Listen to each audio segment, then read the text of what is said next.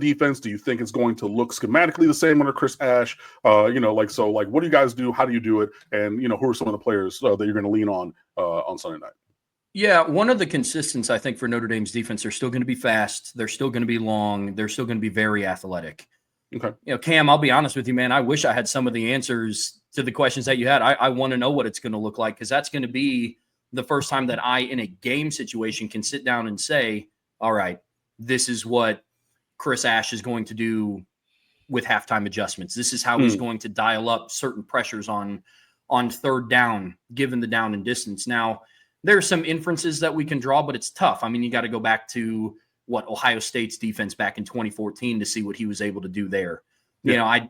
I take what he did at Texas with a grain of salt. It was COVID. He didn't have the spring for install, and that team was really bad.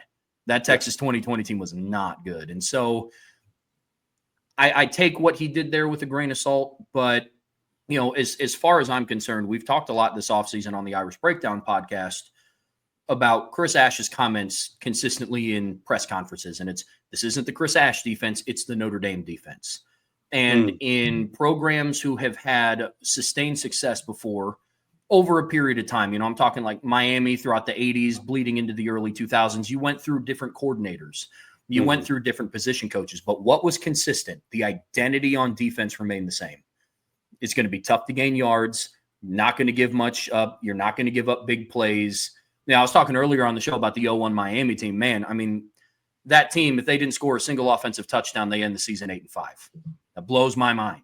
But that's how good that defense was. You know what I'm saying? And so I do. That was my sophomore year. I remember it very well. I had classes with some of those dudes. See, that's what I'm talking about, man. But it's to the point where will Chris Ash be able to maintain that identity and say, okay, regardless of who they plug and play in at coordinator, the Notre Dame defense umbrella is still, hey, they're going to not give a lot. They're not going to give up a lot of points per game. They're going to have a stellar, long, athletic pass defense. Biggest question is going to be how they're going to be able to get, pressure on the quarterback. And like we were just talking about, man, it's going up against a really tough offensive line in their first matchup. And so we're not going to have to wait that long to find out what Notre Dame's D-line is made of. Okay. But as far as players to keep an eye out on, there's the obvious ones, right? Like Leonard Moore at cornerback. He's one of the best, if not the best, returning cornerback in the country, and he's only a sophomore. Adon Schuler kind of steps into I don't want to say the role, I guess more the mantra of the role that Xavier Watts left vacated when he left for the NFL. He's now playing for the Falcons. Okay. Linebacking core is, I think, amongst some of the deepest in the country. Not ready to proclaim it as like the best, but I think they're in the top 10 discussion. And so, you got Drake Bowen coming back. He was one of the few people on defense that started, played, and finished all 16 games last year. And they got a host of people that are going to rotate in between Kingston Viliamasa, Jalen Sneed, Jaden Ausberry. Christian Gray was a cornerback who, again, another polarizing player in the Notre Dame fan base. There's some that think that he's the best cornerback that has played at the university, and there's some that don't think that he should be on the team. Again, he had a stellar first year as a true sophomore in the starting lineup. Things that he has to work on, but we're also talking about somebody who had the game-sealing interception against Penn State in the Orange Bowl in the playoff semifinals. We're talking about somebody who iced the game against USC with a 98-yard pick six that extended the lead to 14 and put that game away. And so for him, it's about playing more consistently. But I think Notre Dame by the end of the season can be in the conversation to have a top cornerback duo in the country. But again, the questions lie along the defensive line. You have to replace Riley Mills. You have to replace Howard Cross. RJ Oben was a starter last year. He transferred in from Duke.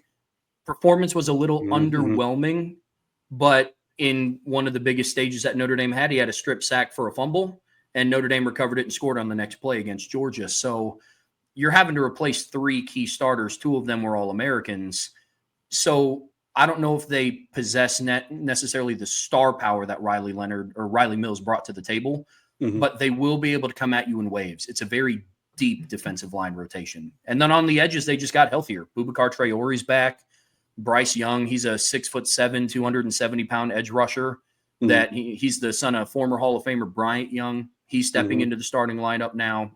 And so for them, it's just, again, there's going to be a deep 5 to 6 man rotation on the edge, and it's going to be more of a, while we wait for that player to emerge, we'll be Yeah. able to send waves at opposing offenses. So since you're waiting for a guy,